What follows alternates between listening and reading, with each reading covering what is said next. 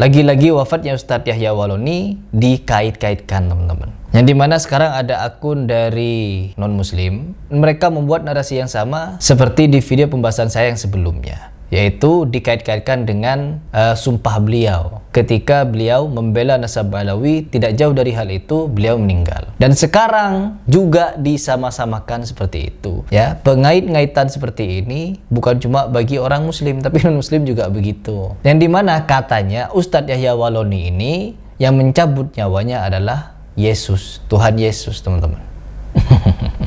Dengan narasi, coba kita baca dulu. Di sini thumbnailnya, cabut nyawa saya, Waloni tentang Tuhan Yesus sebelum sekarat. Ulama yang pernah nentang Tuhan Yesus ketar-ketir tinggal tunggu giliran. Ya bukan cuma orang-orang muslim yang tidak percaya Yesus Tuhan yang akan mati, teman-teman. Kalian semua juga akan mati. Ya, kullu nafsin dha'iqatul maut. Semua yang bernyawa akan merasakan mati. Perhatikan itu baik-baik. Ya mungkin mereka tidak mau mati, sehingga apa? Kalimatnya di sini, semua orang ulama yang pernah nentang Tuhan Yesus ketar-ketir, tinggal nunggu giliran. Iya, kita nunggu giliran. Saya dan Anda juga menunggu giliran. Kapan akan mati? Dan kematian tidak tahu kapan akan datang. Tergantung kebiasaan kita. Karena memang wafatnya seorang akan sesuai dengan kebiasaannya. Seperti beliau, Ustadz Yahya Waloni. Ya, kebiasaan beliau adalah berceramah, menyampaikan risalah agama. Ya, kemungkinan besar wafatnya di mimbar-mimbar. Ya, di hal-hal yang baik seperti ini. Beda halnya dengan preman mungkin, yang kebiasaannya nongkrong di pinggir jalan. Azan tak mendengarkan, nasihat tidak mau dengar. Ya, mungkin wafatnya juga seperti itu. Di posisi yang buruk. Dan juga seperti kalian sebagai orang yang katanya menyembah Tuhan Yesus, ya kalian akan diwafatkan sesuai kebiasaan kalian. Sama, kita ini cuma nunggu giliran kapan mati. Tapi kalimatnya di sini lucu, sungguh sangat lucu. Dan di sini ada videonya juga. Coba kita dengar dulu seperti apa videonya, yang dimana katanya Ustadz Yahya Waloni ini menentang Tuhan Yesus. Ya, setelah dia ceramah ini, kalau Yesus memang Tuhan, maka dia akan mati. Coba kita simak. Berhak mencabut nyawa seorang yang menyangkal, seorang yang mengolok-olok kalau dia Tuhan. Jangankan jauh-jauh, habis saya ceramah ini, kalau Yesus Tuhan, mati saya.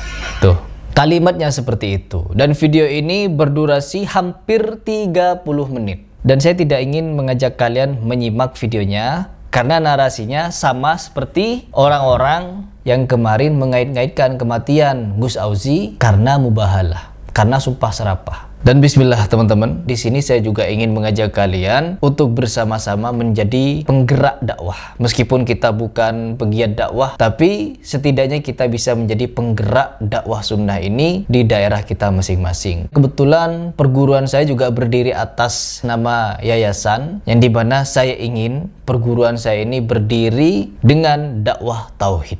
Saya punya niat kuat untuk memiliki rumah Quran yang juga dimana anak-anak bisa belajar ilmu Al-Quran, membaca Al-Quran, atau belajar tauhid besertai ilmu bela diri pencaksilat Garuda Indonesia. Saya sekarang tengah membangun sasana latihan atau rumah Quran di atas lahan 7 kali 12 meter persegi dan memiliki kebutuhan pembangunan sekitar 160 juta untuk bangunan sederhana. Jadi bagi teman-teman sekalian yang ingin menjadi bagian dari pembangunan rumah Quran beserta sasana latihan silat Garuda Indonesia, yang dimana saya ingin mengajarkan bukan cuma sekedar bela diri di perguruan saya, melainkan tauhid yang kuat bagi anak-anak di perguruan silat saya sendiri. Jadi bagi kalian yang ingin berinfak atau menjadi bagian dari penggerak dakwah, bisa teman-teman berinfak di rekening di bawah ini.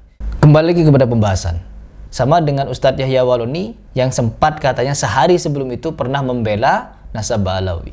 Ini mirisnya saya kepada SDM anak bangsa kita, yang dimana dikit-dikit mengaitkan, tuh, kalau kalian tahu dengan kehidupan saya, misalkan saya pernah sakit ini, saya pernah ini, pernah itu, dan lain sebagainya, mungkin kalian juga akan mengait-ngaitkan, tuh lihat Harry Pras sudah begini begitu. Karena apa? Menghina guru sekumpul. Pasti kalian akan begitu. Sakit flu sedikit, sakit batuk, flu batuk, misalkan saya tiba-tiba sakit flu batuk, pilek, radang begitu ya. Pasti kalian akan mengait-ngaitkan, tuh lihat Harry Pras sudah sakit flu, batuk, pilek, radang, tenggorokan, panas dalam. Karena apa? Menghina guru sekumpul. Akan dikait-kaitkan tuh Harry Potter, lihat sudah demam. Demam, sakit demam karena menghina habaib, tidak percaya pada nasabah habaib.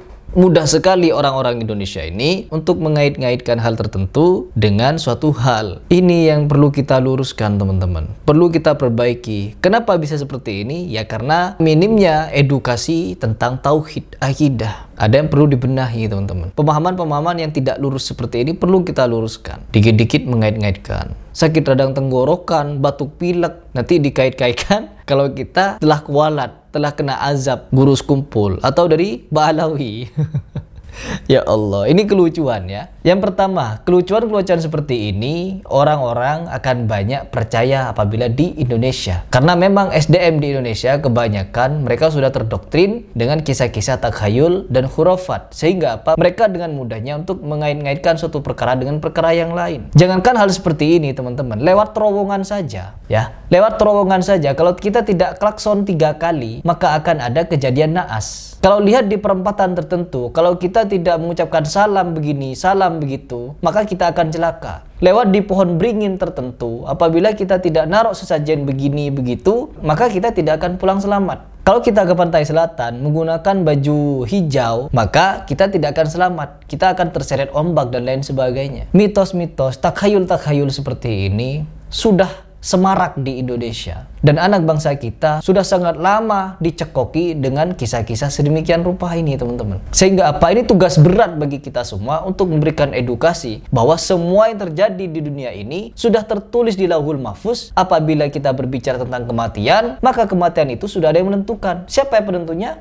Allah. Ya, itu takdir kematian, takdir jodoh. Juga Allah Subhanahu wa taala yang menentukan. Sejauh manapun kita mencari jodoh kita, kalau jodoh kita tidak ada di situ, ya kita tidak akan ketemu jodohnya. Sejauh kita bekerja, ya seperti saya kerja ke Jambi, Palembang dan lain sebagainya, jodohnya ada di kampung, ya kita akan kembali kampung dan ketemu dengan jodoh kita. Begitupun juga dengan rezeki, ya mau kerja kemanapun, mau kerja banting tulang seperti apapun, kalau rezeki kita hanya segitu saja dan usaha kita tidak sebesar dengan keinginan kita, maka ya segitu saja rezekinya dan tidak akan ketemu. Jadi semua yang terjadi di dunia ini sudah tertulis di Lauhul Mahfuz. Meskipun, perhatikan, meskipun ada ayat, tidaklah Allah ini mengubah nasib suatu kaum apabila kaum itu tidak mau merubah nasibnya sendiri.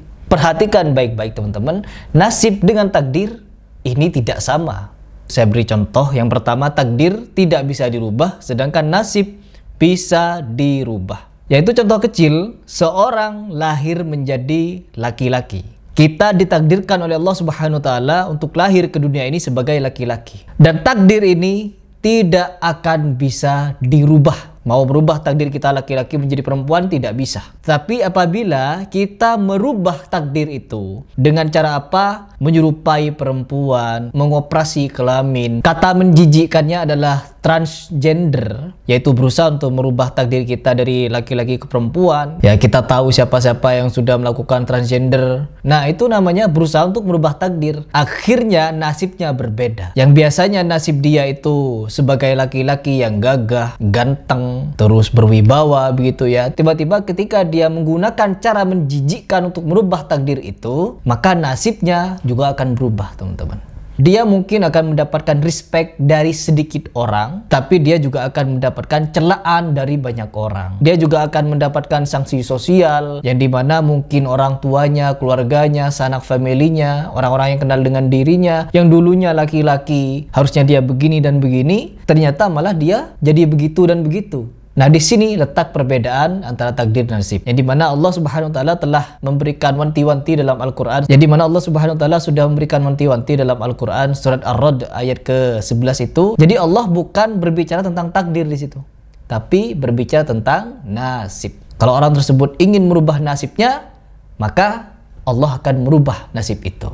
Tapi Allah tidak akan merubah takdirnya. Dia laki-laki, ya sudah tercipta laki-laki. Sehingga apa? Nasib bisa kita atur, sedangkan takdir tidak bisa kita atur. Jadi perlu kalian garis bawahi itu, ya, perlu kalian garis bawahi. Terus yang berikutnya, yang perlu kita edukasikan lagi kepada anak bangsa kita, yaitu tentang bahayanya takhayul, bid'ah dan khurafat. Kalau perihal masalah ketuhanan, ya seperti perbedaan Tuhan antara Islam, Hindu, Buddha, Kristen, Konghucu dan lain sebagainya, perbedaan-perbedaan keagamaan ini sudah jelas. Kita tidak perlu mungkin ya kalau kita ingin mendebatkan antara agama A dengan agama B, mereka punya kitab masing-masing untuk dijadikan bahan rujukan debat. Dan Tuhannya pun memang sudah berbeda, seperti Hindu dengan Islam. Hindu meyakini dewa-dewi, sedangkan Islam tidak. Kristen, nah yang paling dekat dan ada kesamaan yaitu antara Kristen dengan Islam. Ya mungkinlah di situ yang menjadi akar perdebatan antara Islam Kristen, yang dimana Islam menganggap Isa atau Yesus sebagai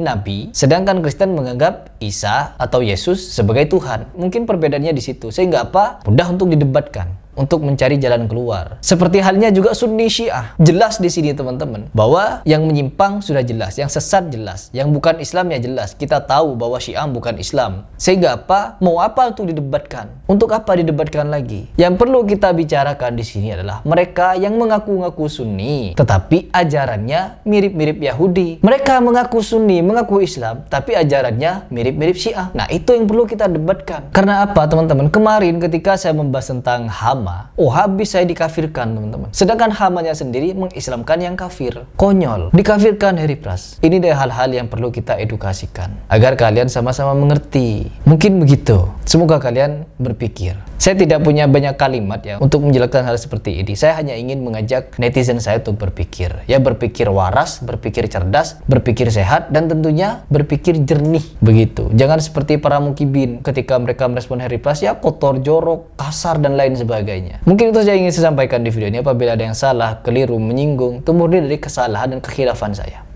Tetapi apabila ada yang benar, itu dari Allah Subhanahu wa ta'ala.